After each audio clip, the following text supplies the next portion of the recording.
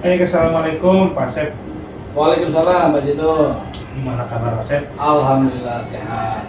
Ini Pak Sep, saya ada kegiatan observasi hari ini. Karena kan saya diberikan amanah untuk menjadi untuk mensupervisi guru termasuk Pak Asep. Ini kegiatan yang pertama, ini observasi. Jadi sebelum Pak Asep mengajar, kira-kira persiapannya seperti apa? Kira-kira ada beberapa pertanyaan nih Pak Asep yang akan saya tanyakan ke Pak Asep. Yang pertama, kira-kira apa ya tujuan pembelajaran yang akan Pak Asep lakukan nanti? Kebetulan nanti saya kan akan membawakan materi pergaulan yang sehat Pak Jeno. Di sini nanti tujuan layanannya yaitu siswa mampu mengidentifikasi perilaku pergaulan sehat dan tidak sehat. Yang keduanya, siswa mampu menjelaskan dampak positif dan negatif dari berbagai dampak perilaku dalam pergaulan. Dan yang ketiganya, siswa diharapkan bisa mengembangkan keterampilan komunikasi yang efektif untuk membangun hubungan sosial yang positif. Oke, jadi Asep ingin membangun hubungan sosial siswa gitu ya, sejak kampanye sehingga sampai dengan area pengembangan, sehingga siswa mampu untuk berkomunikasi Secara efektif. ya. Oke, dari tujuan tadi kira-kira yang area pengembangannya gimana? Yaitu tadi yang ketiga mungkin Pak ya, siswa mampu berkomunikasi secara efektif baik di lingkungan keluarga atau di ruang sekolah. Oke. Jadi mampu untuk Komunikasi. bagaimana kita bisa mengembangkan siswa untuk bisa mengembangkan komunikasi Secara efektif. secara efektif maupun di sekolah maupun di rumah gitu Pak Asep ya. Nah, selanjutnya kira-kira apa nih rencana atau rancangan pembelajaran Pak Asep? Kemungkinan saya nanti lebih banyak berdiskusi dan ada sedikit kelompok presentasi kelompok. Kelompok. Iya, kelompok. Jadi mereka ada kolaborasi kelompok gitu ya. Betul. Oke. Selanjutnya ini waktu pelaksanaan Pak Asep apa? Saya kebetulan ada di hari Rabu Pak, jam ketiga. Ya Rabu jam 3 ya. Iya. Itu di kelas 10 BR. 10 BR ya. Iya. Jadi kelas 10 BR hari Rabu jam 3 ya. Iya. Iya. Ini saya mau menginformasikan Pak Asep bahwa proses supervisi ini saya kan nanti akan masuk kelas Pak Asep Iya. untuk ya sebagai melihat bagaimana proses pembelajaran yang Pak Asep sebutkan tadi, tujuannya, Iya. pengembangannya, terus ada rencana pembelajaran, kan itu ada strategi, ada metode dan sebagainya, itu terlaksana atau tidak. Iya. Nah, saya bukan untuk menilai Pak Asep, tapi untuk ya kita saling memberikan masukan aja nanti kira-kira apa yang kurang, yang harus diperbaiki, yang harus ditingkatkan itu apa. Itu Pak Asep ya. Nanti setelah ini kan pra observasi ya. Tetap observasi kan ada observasi di kelas, saya masuk kelas melihat Bapak dalam proses pembelajaran bersama anak-anak nanti. Setelah itu ada pasca observasi lagi Pak. Iya. Iya, Pak. Jadi pasca observasi nanti bagaimana proses yang sudah Pak Asep lakukan, apa yang harus Bapak tingkatkan kembali, mungkin ada yang miss, ada yang belum tersampaikan dan sebagainya, mungkin itu menjadi evaluasi kita bersama ya. Nah, dari percakapan hari ini Pak ya, pra observasi, kira-kira yang Bapak dapatkan dari percakapan hari ini itu apa Pak? Tentang pra observasi. Kebetulan saya kan ngajar di kelas 10, 11, dan 12 Pak. Iya. Mungkin kedepannya setelah pasca observasi hari ini, Ya. kedepannya Pra-observasi. pra-observasi hari ini Pak, kemungkinan nanti saya akan mengembangkan lagi strategi pembelajaran saya di kelas 10 dan 11 dan 12 Pak. Ya. Oke, terima kasih Pak Asep untuk hari ini pra observasi. Nanti kita bisa ketemu di hari Rabu jam 3 3, di ya. 10 BR Pak ya. Oke, terima kasih Pak Asep ya. Ya Pak, sama-sama Pak. Oke. Assalamualaikum warahmatullahi wabarakatuh. Waalaikumsalam warahmatullahi wabarakatuh. Gimana kabarnya, sehat? Luar biasa. Saya bisa. Sebelum kita bahas soal materi hari ini, ada yang nggak masuk hari ini? Siapa? Indonesia. Apa lagi? Angel izin Pak. Ibu ya.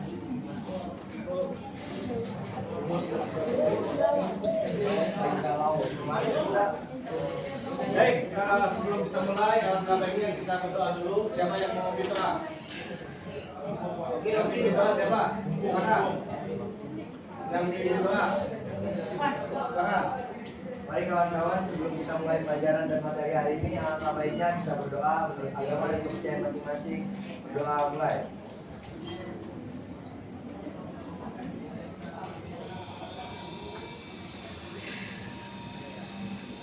Doa selesai.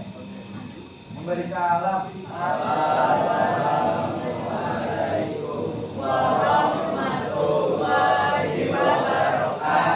Waalaikumsalam warahmatullahi wabarakatuh. Sebelum kita masuk ke materi, kita biasa SPM dulu ya. Semuanya ikutin. Ada Bapak, ada 5 gaya cara tepuk tangan. Misalkan kata Bapak, tepuk tangan 1 kali, tepuk tangan 2 kali, tepuk tangan 3 kali, tepuk tangan 4 kali. Oke, tepuk tangan 5 kali. Oke, siap? Konsentrasi. Tepuk tangan 1 kali, tepuk tangan 2 kali, tepuk tangan 3 kali, tepuk tangan 4 kali, tepuk tangan 5 kali, tepuk tangan 3 kali.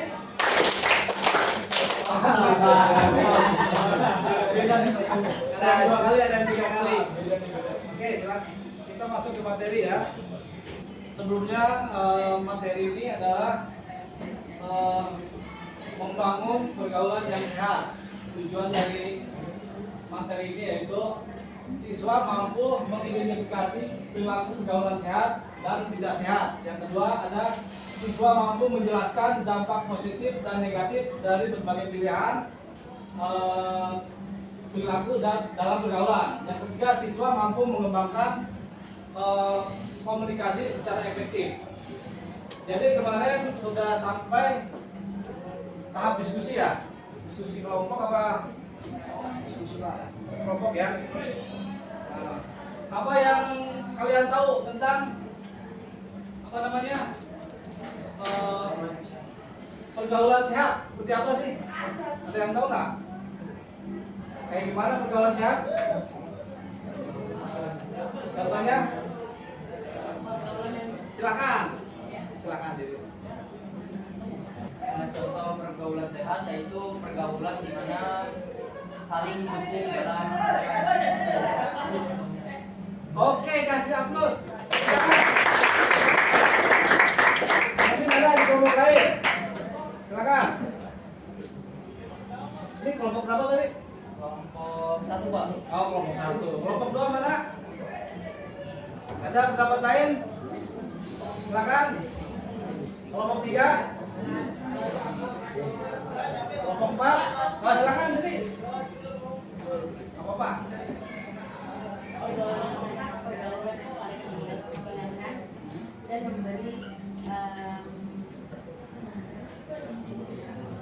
memberi nasihat atau memberi saran yang baik. Oke, silakan tepuk tangan.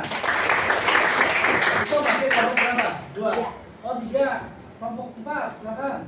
Ada kelompok 4. Oh, mantap, silakan.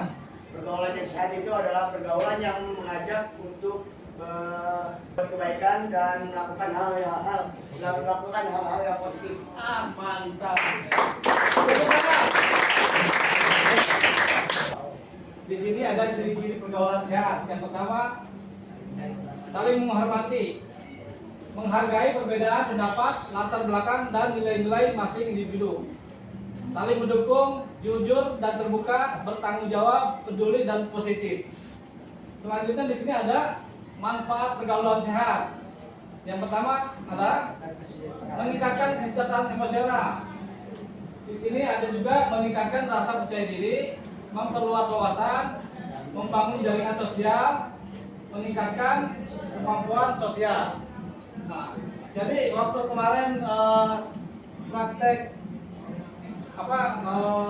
diskusi kelompok, bukan diskusi ya, presentasi itu apa? Di setiap kelompoknya apa? Dikasih ini enggak? Materi-materinya. Judul-judulnya apa aja? Kelompok 1 kemarin apa? Satu, kita membuat presentasi tentang pergaulan sehat.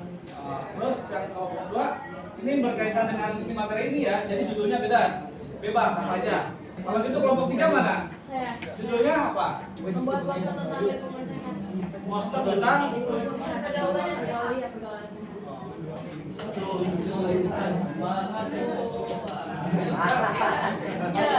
Mantap ya. Yang lain perhatikan, jangan ada yang ngobrol.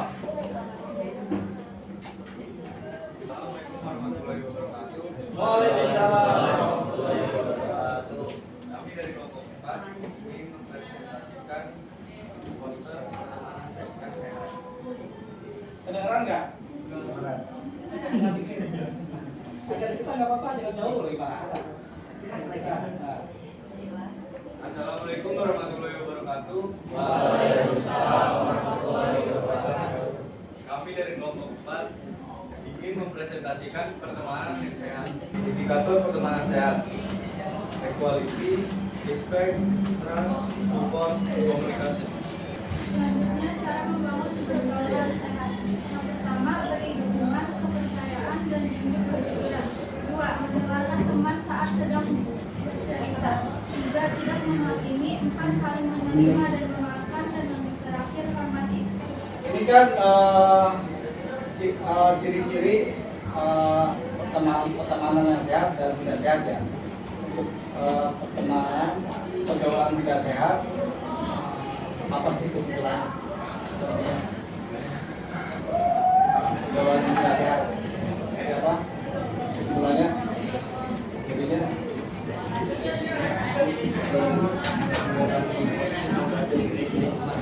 apa? Katakan menguras emosi juga merasa depresi.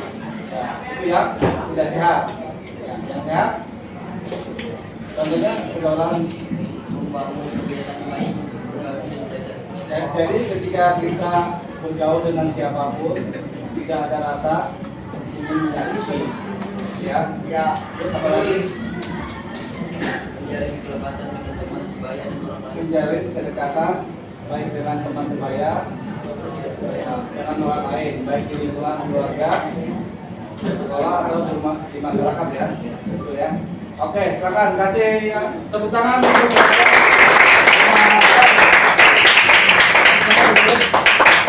Kami dari kelompok saya. Wassalamualaikum warahmatullahi wabarakatuh. Waalaikumsalam. Silakan. Assalamualaikum warahmatullahi wabarakatuh. Halo semua, selamat pagi. Izinkan kami mempersembahkan sebuah presentasi tentang pergaulan yang sehat. Sebelumnya, kami dari kelompok 1 ingin memperkenalkan diri. Saya Evan Adriana Kalapati. Saya Salut Andi Wiranata. Kita akan menjelaskan apa itu pergaulan sehat. Pergaulan sehat.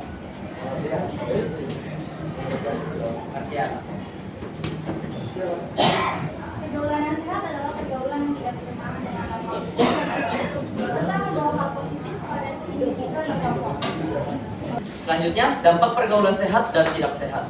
Yang pertama, saya akan membahas dampak positif dari pergaulan sehat. Yang pertama itu lebih mengenal nilai-nilai dan norma sosial yang berlaku sehingga mampu membedakan mana yang pantas dan mana yang tidak dalam melakukan sesuatu. Yang kedua, mampu menyesuaikan diri dalam berinteraksi dengan banyak orang sehingga mampu meningkatkan rasa percaya diri. Yang ketiga, mampu membentuk kepribadian yang baik sehingga bisa diterima di berbagai lapisan masyarakat. Yang keempat, lebih mengenal kepribadian masing-masing orang, sekaligus menyadari bahwa manusia memiliki keunikan yang perlu dihargai. Dan yang kelima, tidak mudah iri dan dengki kepada orang lain. Dan yang terakhir, memiliki akhlak yang baik. Sekian dari presentasi kelompok 1 tentang pergaulan sehat. Mohon maaf jika kami ada kesalahan. Wassalamualaikum warahmatullahi wabarakatuh.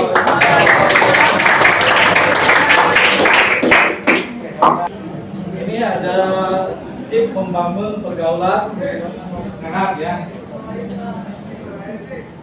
Pilih teman yang baik. Pilih teman yang baik.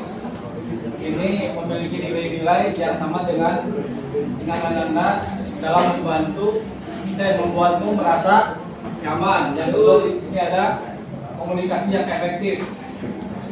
Belajar untuk mengungkapkan perasaan dan pikiran dengan cara yang sopan dan jelas. Kemudian di sini ada juga menyelesaikan konflik. Jika terjadi konflik, cobalah untuk menyelesaikan dengan cara baik dan saling menghormati. Ada juga di sini bersikap terbuka. Jangan takut untuk mencoba hal-hal yang baru dan berkenalan dengan orang-orang yang baru. Jaga diri sendiri, pastikan kamu memiliki waktu untuk diri sendiri dan melakukan hal-hal yang kamu sukai. Di sini peran keluarga juga sangat penting ya untuk keluarga dan lingkungan dalam membangun pergaulan yang sehat. Di sini keluarga dan lingkungan sekitar memiliki peran yang sangat penting dalam membentuk karakter dan perilaku sosial seseorang. Orang tua dapat memberikan contoh yang baik tentang bagaimana membangun hubungan yang sehat. Sementara lingkungan yang positif dapat memberikan dukungan dan kesempatan untuk berinteraksi dengan orang lain. Jadi untuk materi hari ini tentang pergaulan yang sehat, kesimpulannya ya ada. Pergaulan sehat adalah investasi untuk masa depan. Dengan membangun hubungan yang positif dengan orang lain, kita dapat hidup lebih bahagia dan sukses. Nah, mari kita bersama-sama menciptakan lingkungan yang sehat untuk mendukung pergaulan yang sehat. Assalamualaikum warahmatullahi wabarakatuh, Pak Sep. Waalaikumsalam warahmatullahi wabarakatuh. Iya, kita ketemu lagi di dalam pasca observasi yang kemarin kan Pak Sep sudah melakukan observasi dengan saya. Iya. Terus kemarin sudah observasi Pak ya. Jadi baru sempat untuk pasca hari ini Pak, karena kesibukan.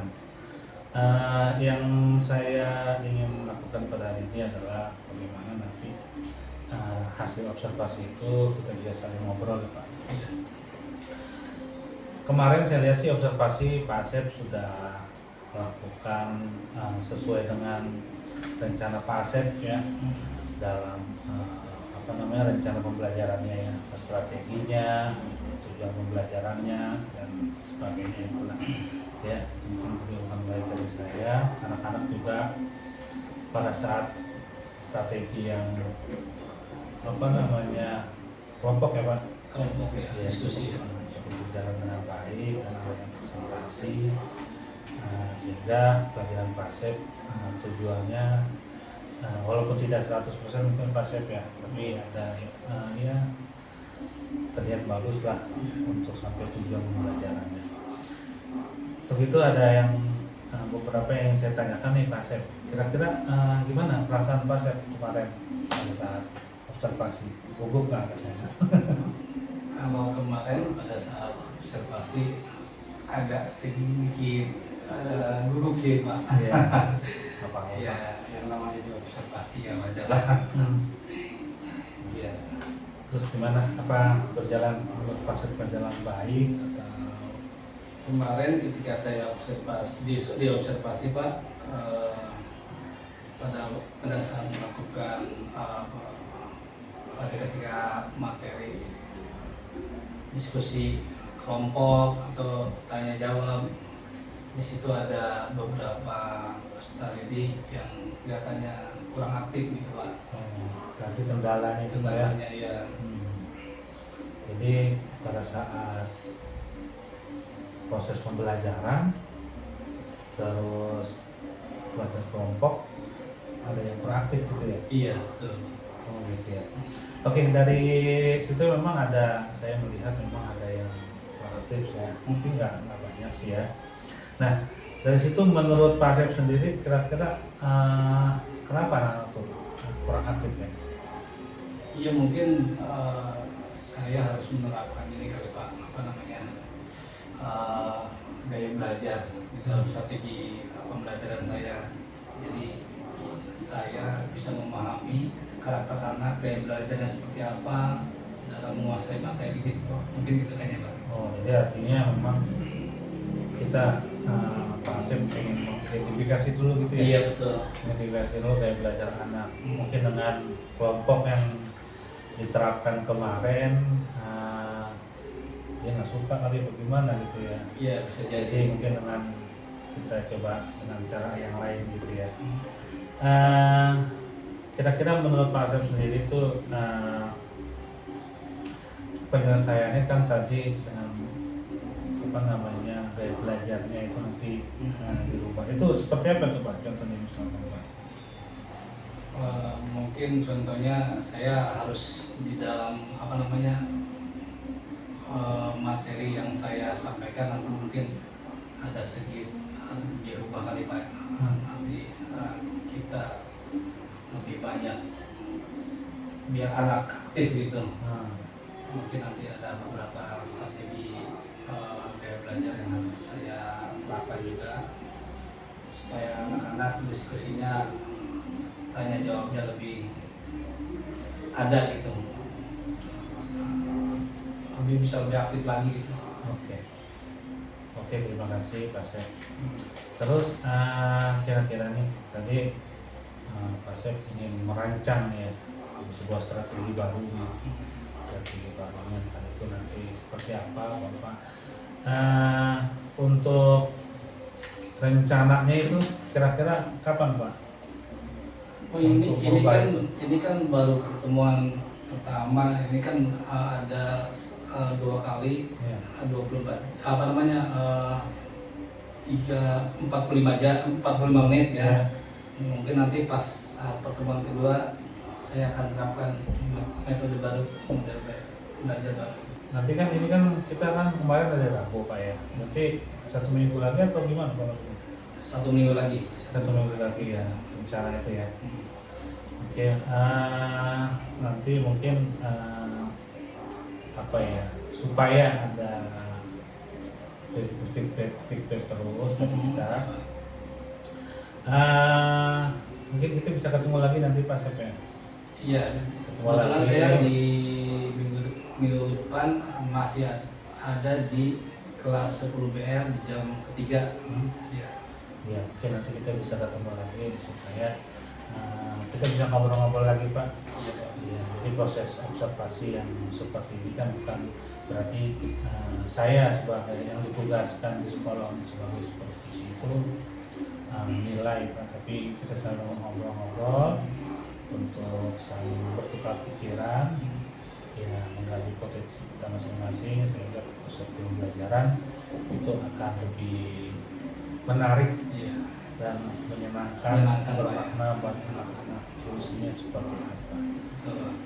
Mungkin itu aja Pak Ya, Pak. observasi kita pada hari ini.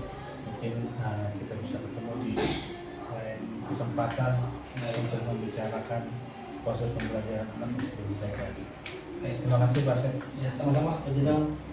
Untuk Pak Sigit, saya persilakan. Baik, terima kasih Pak Ahmad Zainur sebagai calon guru penggerak angkatan 10. Kemudian terima kasih kepada Pak Asep Kurnia selaku rekan sejawat Pak Zainur yang bersedia untuk di coaching terkait tentang supervisi akademik. Jadi saya sampaikan Pak Asep, Pak Zainur bahwa supervisi akademik adalah kegiatan yang biasa kita lakukan sebagai seorang pendidik, sebagai seorang pengajar, yang mana supervisi pendidikan ini tujuannya untuk meningkatkan proses pembelajaran, ya tentunya pembelajaran yang berpihak kepada murid. Karena memang di kurikulum Merdeka ini kita mengedepankan bahwa kita sebagai guru tentunya harus harus memenuhi segala kebutuhan belajar murid. Salah satunya mungkin dengan menerapkan pembelajaran berdiferensiasi. Ya, saya sudah mengamati video di awal pra-observasi antara Pak Jainul dengan Pak Asep selaku rekan sejawat. Kemudian pada saat Pak Jainul melakukan observasi di kelas gitu ya, terlihat bahwa Pak Asep sudah merencanakan kegiatan pembelajaran ya, tentunya sudah menyiapkan juga modul ajar, perangkat ajar, kemudian media yang akan digunakan pada saat Pak Asep melakukan pembelajaran. Karena memang anak-anak ini memiliki karakter yang berbeda-beda. Jadi di dalam pembelajaran pun juga anak ada yang lebih dominan audio, kemudian visual, bisa juga digabung audio visual, atau anak lebih senang pada kegiatan yang kinestetik atau bergerak. Nah, tentunya untuk bisa melakukan pembelajaran yang baik, tentunya Pak Asep pastinya sudah melakukan langkah-langkah. Yang pertama mungkin diagnostik dulu ya, mengetahui tingkatan dari masing-masing peserta didik, gaya belajarnya juga, kemudian minat belajarnya juga. Karena memang seorang guru harus bisa menggali potensi yang ada di dalam diri siswa seperti itu, sehingga nanti dalam pembelajaran Pak Asep juga pastinya sudah akan merancang nih strategi yang tentunya nanti akan digunakan untuk pembelajaran yang aktif ya, kemudian yang menarik sehingga tercapai tujuan dari pembelajaran ini. Terlihat dari tadi saya melihat ada ice breaking sebelum memulai kegiatan. Ini sangat penting Pak Asep, sudah baik sekali dilakukan karena memang anak ini sebelum masuk ke kegiatan inti tentunya anak dikondisikan dulu. Apakah anak ini siap belajar? Kita harus tahu nih anak ini siap apa tidak. Kemudian dari ekspresi wajahnya mungkin anak ini agak murung dan sebagainya. Mungkin Pak Asep bisa konfirmasi dulu kenapa. Kemudian Pak Asep bisa melakukan SDG yang tadi dilakukan biar anak semangat dulu. Senang. Jadi kalau udah anak semangat, anak senang, insya Allah nanti apa yang disampaikan Pak Asep bisa diterima. Seperti itu. Ini sudah terlihat.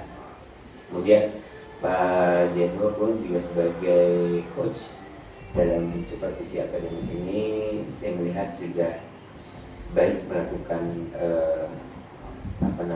pemanduan, karena memang seorang coach dengan coach ini sebagai mitra, Pak Asep ini sebagai mitranya, karena supervisi akademik ini bukan mengejas pembelajaran Pak Asep ini baik atau bukan, tetapi lebih kepada perbaikan peningkatan kualitas pembelajaran tentunya.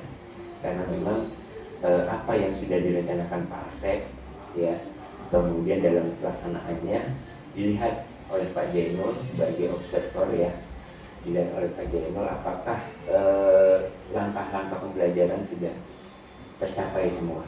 Kadang-kadang apa yang sudah kita rencanakan tidak dilaksanakan atau lupa. Tidak dilaksanakan karena lupa atau tidak dilaksanakan karena mungkin situasinya berubah, situasinya berbeda. Makanya seorang guru ini perlu merencanakan strategi pembelajaran mungkin 2 atau 3. Kalau di pembelajaran Pak Asep materinya tentang apa kemarin? Komunikasi anak ya. Tentunya kan Pak Asep pasti sudah merencanakan Pergaulan yang sehat. pergaulan yang sehat ya, materi tentang pergaulan sehat. Ini Pak sudah merencanakan nih seperti apa yang sudah saya lihat di videonya tentang tayangan, ya kan? Slide-nya bentuknya Canva. Ini kan sangat menarik dengan video-video pembelajarannya. Tetapi Pak Asep juga harus menyiapkan juga strateginya ketika media ini tidak bisa dipakai. Dan sesuatu hal seperti mati listrik, berarti Pak Asep tidak bisa menayangkan bentuk video, slide dan sebagainya. Tentunya Pak Asep sebagai guru kan sudah berpengalaman punya strategi lain nih ketika mati listrik dan sebagainya. Tentunya materi yang tadi Pak Asep berikan tidak putus gitu, tetap tersampaikan walaupun dengan kondisi yang serba kurang. Seperti itu. Kemudian tadi Pak Jenol juga bagus sekali menanyakan terkait tentang umpan balik dari apa yang sudah Pak Asep lakukan. Ini umpan balik penting. Kenapa? Umpan balik ini adalah untuk memperbaiki sebenarnya, memperbaiki apa yang sudah kita lakukan, bukan menyalahkan Pak Asep, tetapi dengan kesadaran nanti Pak Asep bisa lebih berkembang. Karena umpan balik ini merupakan refleksi sebenarnya, refleksi. Ketika kita merefleksikan apa yang sudah kita pelajari, tentunya tadi Pak Asep pasti akan merasa nih pada saat pembelajaran, oh ya ternyata tadi saya lupa melakukan apresiasi kepada anak. Misalkan anak sekecil apapun, misalkan ketika anak mau berbicara, tampil di depan umum, gitu ya, tampil di depan teman-temannya, hanya sekedar membaca doa atau mungkin membantu Pak Asep dalam menyalakan komputer, atau membantu Pak Asep dalam mengatur infokus, berilah apresiasi pada anak, ya, seperti itu. Jadi catatan-catatan ini mungkin Pak Asep sudah, oh iya tadi saya lupa, gitu ya.